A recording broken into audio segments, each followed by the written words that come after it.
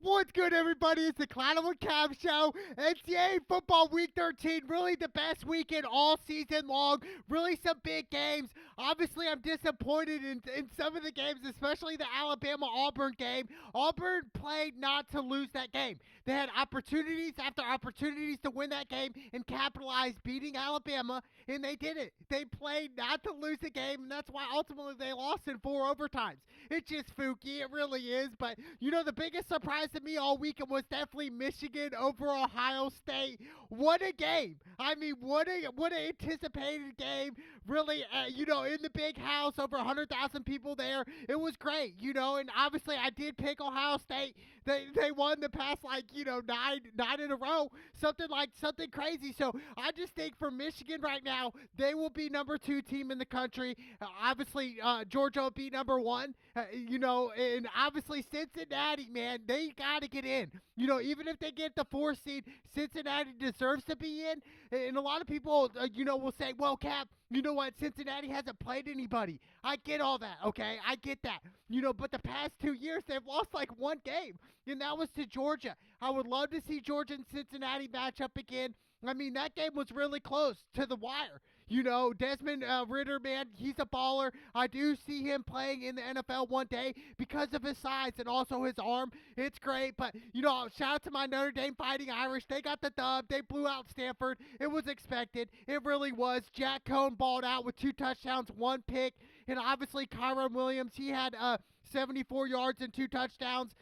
To me, Notre Dame, they really, obviously they got to get a lot of luck coming in. They do, and I think Oklahoma State might even jump Notre Dame, beating Oklahoma as well. Just a lot of big games this weekend. It was great for college football, but for Notre Dame, yes, obviously Bama will probably lose to Georgia, I think, next weekend. So, yes, I mean, it's going to open the door, but it's going to be hard for Notre Dame. It is, and Coach Kelly understands that. Notre Dame, they have to go undefeated to get in the playoffs for guaranteed, right? Because they don't have like a championship game, for their conference and whatnot. But I just think for Notre Dame, yes, I mean, it is sad. It's sad that we lost to Cincinnati this year. I just think if we would have played Cincinnati, the last week of the season, I think it would have been a different outcome. I do think Notre Dame would have won that game ultimately, but, Notre Dame, hats off to them. What a season. If Bama does lose, I still see Notre Dame getting out of it. I'm rooting for Notre Dame, obviously, but I think Notre Dame and Alabama in a bowl game,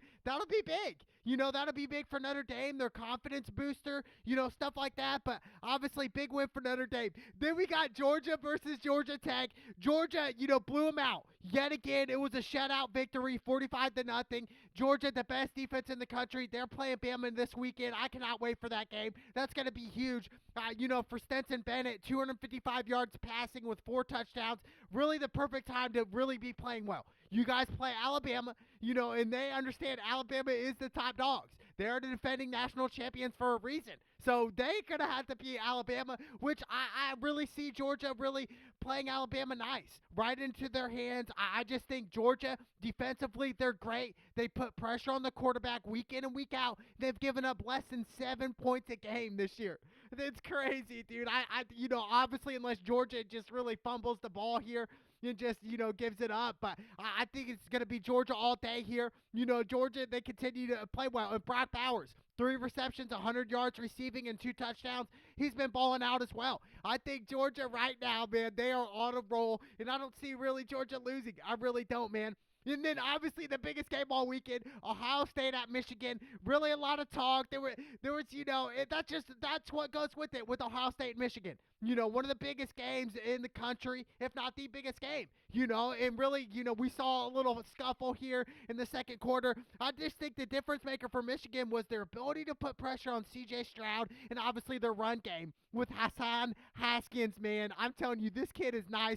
From St. Louis, similar spot to where my parents are from. He had 169 yards rushing and 5 touchdowns. 5 touchdowns, man. A shout out to Haskins, man. I think he'll be even in the Heisman candidate, but I do think Kenneth Walker III from Michigan State should win Heisman. It's hard for running backs, but seriously, come on.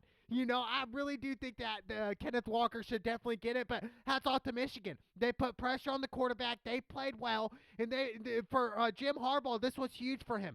This was absolutely huge. I do think if he would have lost this game, I do think Michigan would have fired him. So this was really a make-or-break game for Coach Harbaugh and the Michigan Wolverines. They capitalized. I do think they'll be number 2 coming in. And, hey, hats off to them, man. I didn't pick them. I didn't see it. But, what? Before the kickoff started, it was snowing out. And I was like, this is the perfect storm for Michigan to get the upset here. I even said it. Obviously I went with Ohio State. But at the time, right before the kickoff, I was like, man, something's different about this. The crowd's into it. It's snowing out. This is the perfect weather for Michigan, and they capitalized on it. So Michigan, I do think, will be number 2 in the country, and then obviously Georgia at number 1. Big hats off to Michigan Wolverines. Then we got Texas Tech versus Baylor.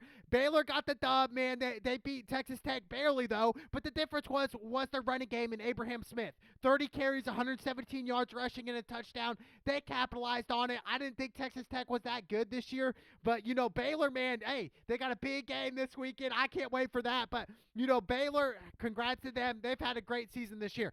Then we got Wake Forest versus Boston College. Wake Forest destroyed them. I feel like this was my lock pick. I picked Wake Forest in this one. Why? Because of Sam Hartman, their quarterback. He had 3 touchdowns, only 1 interception. He had 51 yards rushing and a rushing touchdown. So I think that was the difference maker there. A.T. Perry, their receiver, had 81 yards receiving and 2 touchdowns. It was all Wake Forest in this matchup, and I think this was really an easy pick. Yes, they lost to Clemson last week. That was a devastating loss, even though I did pick Wake Forest with the upset. It didn't go as planned, but, big win by Wake Forest. I can't wait to see them in the future. And then we had Alabama versus Auburn. This was a 4-overtime game, and I'm trying to think, in overtimes, when did they switch to this 2-point conversion for college football? I don't like it. I think they should have done the original, start at the 25, and then you have to go for 2 if you score a touchdown. The 2-point conversion stuff, man, I don't know, dude. Just so much is changing in society, let alone in sports, and it's just like, come on, this does not help college football. What is this, dude? The 2-point conversion? Dude, I don't like it, but that's no excuse. Alabama came on top,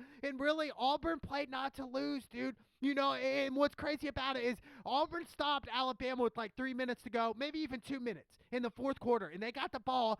And I'm not blaming Tank Bigsby. Yes, he did go out of bounds, but he got 8 yards out of it. So it's 2nd and 2. And obviously, Alabama's going to be like, all right, they're going to run the ball because 99% of coaches would have chose to run the ball. I don't blame them there. But I do think, if Auburn would have maybe did some play action there, just mix it up. And I understand, shout out to TJ Finley. Their backup quarterback came into play. He had 2 touchdowns, 1 pick, 137 yards passing. But I just think, yes, he was banged up. He was hurt all game.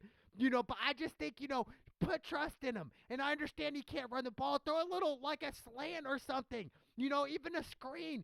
Do something different because Alabama understands you guys are going to run it on 2nd down. We know this. And I just think mistake after mistake. And then Auburn, they punted it. And then we saw Bryce Young go 98 yards for that touchdown drive to tie it up to put it in overtime. And when Bryce Young, man, we got to give him credit. That was a Heisman moment. Do I think he should win Heisman? I don't know. He definitely should be in the top up there. But I just think for him to battle back from that, from all the pressures they put on Bryce Young, I'm telling you what, man, this kid is a gamer. 2 touchdowns, 1 interception, 317 yards passing. He is a gamer, man. This kid can play. I like him. I like his attitude. And Brian Robinson Jr., their starting running back, he went down, I think in the 3rd, maybe even the early 4th. After that long run. And then we saw Williams get a targeting call. It just, everything added up to Bama to lose this game. And Auburn did everything they could, right? Except make the right calls in the late game. Make the right calls in the 4th quarter. You know what I'm saying? And there was a time where they could have kicked the field goal, right? And it was like 3rd and 5. Or something crazy, or 2nd and 5, and they sack Auburn's quarterback, right? They sack TJ, and I was thinking the whole time, in certain spots, it's like Auburn should have just ran the ball and kicked a field goal, and they understand that their kicker's not that great, but, in certain spots, a field goal would have won the game there. Instead of them tying it up 10-10, it would have been 10-13. and then Auburn, and then Alabama would have had to onside it. But you know what, Alabama, after all this, you know what, they're battle tested, they're champions for a reason. They won, okay? So I'm telling you what, right now, Alabama's going to be ready for Georgia. You better believe that. Now, I'm going to probably go Georgia in that matchup, but this game was crazy. It was. I thought Auburn was going to pull it out until the fourth quarter at the end, and it's all sad. It's not how you start, it's really how you finish. And shout out to Mechie, man. He had 13 receptions, 150 yards for Bama. He was a difference maker. He stepped up when he needed to. And I just think for Bryce Young, man, this is definitely a confidence booster. And Alabama will be ready next week. And I can't wait for the SEC championship. That's going to be the biggest game yet to date. I can't wait for that. But hey, congrats to Coach Saban in the Alabama Crimson Tide. They continue to roll, but I'm really disappointed in Auburn playing not to lose the game. You do not beat Alabama playing not to lose. You got to play to win. You got to, but hats off to Bama. Then we got Oregon State versus Oregon. Oregon got the dub. Look, it wasn't anything special. Anthony Brown had 275 yards passing and 2 touchdowns. Travis Dye, he was definitely an X factor in this matchup. 99 yards rushing and 2 touchdowns. And then Devin Williams, he had 6 receptions, 110 yards receiving and a touchdown. It was all Oregon in this matchup. I always thought, Oregon State always plays them nice, but I just didn't think they were going to win. Chase Nolan, their quarterback, he had a pretty good game. Over 300 yards passing, 2 touchdowns, a pick. But, Oregon just had the better athletes, the better players, and that's why they won the game. Congrats to Oregon. But really disappointing season to end for Oregon. Going out against Utah, it sucked, man. They controlled their destiny. They could have got in the college football playoff, but, they fell short. But, okay season for Oregon. Then we have Penn State versus Michigan State. Another Big Ten battle. I love this, man. I picked Michigan State. Kenneth Walker III, who I think should win Heisman. He had 30 carries, 138 yards rushing and a touchdown. I mean, he continues to play well. And we could say Kenneth Walker's only bad game was against Ohio State. And we could say, they put him out of the game, in the first half. Ohio State was up like 28-0, dude, in like the second quarter. So it was like, what is Michigan State going to do? Give it to Kenneth Walker to run and chew up the clock? It just wasn't a game plan. But I do think Kenneth Walker deserves that Heisman, dude. Scoring 5 touchdowns against Michigan, the number 2 team in the country right now. Okay, so let's look at the facts here. Payne Thorne, he threw that bad pick, but other than that, he had 2 touchdowns, 268 yards passing. Sean Clifford, 313 yards passing and 3 touchdowns. Dotson, 137 yards receiving and 2 touchdowns. We'll be seeing him playing on Sundays. Congrats to Penn State. What a season. They'll get a nice bowl game. Obviously there were some games, obviously against Iowa where Sean Clifford did go out and he got hurt. I think that really, was the downfall for Penn State. It really was. Ever since then, they just haven't been playing well. But, Michigan State, man, what a time. What a time to be a Michigan State fan, really, though. But, Kenneth Walker, I do think should win the Heisman this year. Congrats to Michigan State and that team. I can't wait to see what bowl game they get. Then we got Wisconsin versus Minnesota. I picked Wisconsin with the money line. I was dumb on that one. Why? Because of their quarterback, dude. Graham Mertz, yet again, another interception, 0 touchdowns. He's trash. I can't believe Wisconsin even played this quarterback after the Notre Dame game. Threw 5 picks, and you're gonna, dude, it's crazy, man. It makes sense. Wisconsin, you guys are out. You're no longer in the Big Ten championship. Now it's Iowa that's gonna replace you. That's gonna play Michigan. It just, for Wisconsin, I have no sadness for them, no empathy, not at all, dude. Minnesota, they deserved it. Tanner Morgan, 199 yards passing, a touchdown and a pick. Kai Thomas, he had 55 yards rushing and a touchdown. And really, it was all Minnesota. They put pressure on Graham Mertz. And like I said, Graham Mertz, dude, a really bad quarterback. In a good program, but a bad quarterback. So that's why Minnesota win. Big win. Then we had Texas A&M versus LSU. Another big game here. I picked Texas A&M. They had their opportunities to win this game, but hats off to the LSU Tigers. Like I said before the game, they had more to play for. They're playing for a bowl game, whereas Texas A&M already made a bowl game. Okay, so the LSU was playing for something. Max Johnson, 306 yards passing and 3 touchdowns. We saw that touchdown at the end of the game. He was getting pressured. He almost looked like he was going to get sacked and fumbled, and somehow he got that ball out into the end zone on the right side, man. It was great. It was great, man. Jenkins, He had 8 receptions, 169 yards receiving, and 2 touchdowns for LSU, and that was the difference right there. They stepped up when they needed to. Hats off to LSU. Texas A&M, what a year. You guys were unranked and beat Alabama this year, okay? Like, dude, you can't really ask for much more. Obviously, win this game, but other than that, man, hats off to Texas A&M, but a huge win by the LSU Tigers. Then we had another big game, Oklahoma versus Oklahoma State, man. I was rooting for Oklahoma. Why? Because Oklahoma State's right behind Notre Dame, and I do think they'll probably pass up Notre Dame, which is sad.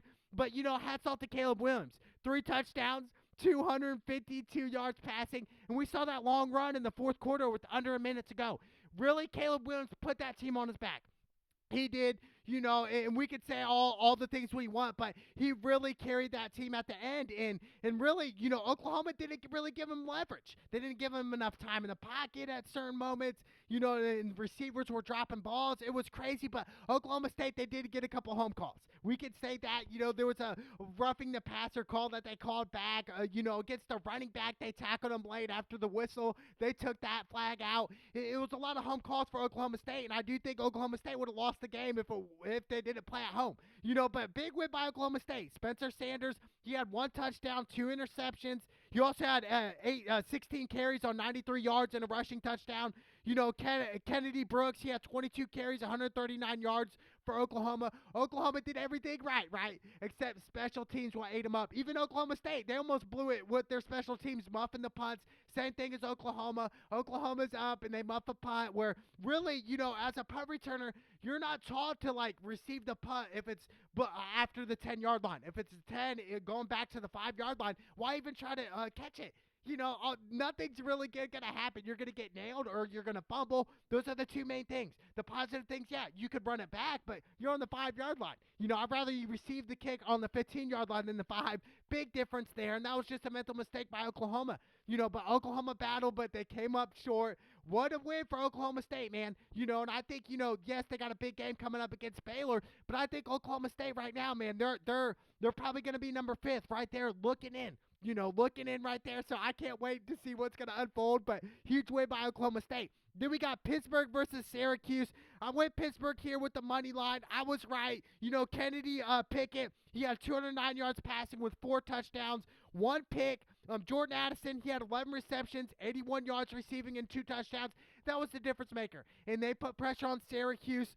Garrett Schrader, their quarterback, he had 2 touchdowns, 217 yards passing, but it wasn't enough. And Syracuse defense is weak, and I even called it. Pickett's going to have a huge game, and he did. Hats off to Pittsburgh. They're going to get a big bowl game. Huge season for them. Then we got Clemson versus South Carolina. Clemson, they handled business. They won 30-0. I went money line, though, in this pick. They were favored by 11.5, probably 12 come game time. But, really, the difference was Clemson's running game, and that starts with their running back, Will Shipley. 19 carries, 128 yards rushing, and a touchdown, and really put pressure on South Carolina. South Carolina didn't have an answer. They didn't, man, and hats off to Clemson. Yes, it is a disappointing season for Clemson, right? We're used to seeing them in the playoffs, with Coach Sweeney, but I think they'll be back next year 100% once they get a good quarterback. DJ, he's just not that elite top-level quarterback that you expect from Clemson. So I think they're going to do some changes this offseason. I can't wait to see what happens for Clemson next year.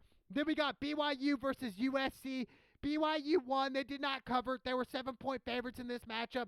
Jared Hall, he had 2 touchdowns, 2 picks. But the difference was Tyler Allinger, their running back, 21 carries, 111 yards rushing, and 2 touchdowns. And they beat USC. And really, this is a disappointing season for USC. Obviously, we're used to seeing USC back in the day, back in 2005, Reggie Bush days, winning national championships. So, USC now, they're kind of on the downfall right now. It's going to be interesting to see what happens, but, hey, big win by BYU. What a weekend for college football. Like I said, Alabama should have lost, should have, could have, would have. Auburn played not to lose, but hats off to Alabama. They continue to win, man. What a time, man. What a freaking time. And then, obviously, the biggest game of them all was Ohio State and Michigan. I'm telling you what, right now, Michigan, they're coming in hot, dude. Obviously, they got to handle the Big Ten championship against Iowa, which I think they will, and they're in. They're in the college football playoff, and this is huge for Coach Harbaugh because really, if he would have lost this game, he's out. He's out of Michigan. I do believe he would have been fired.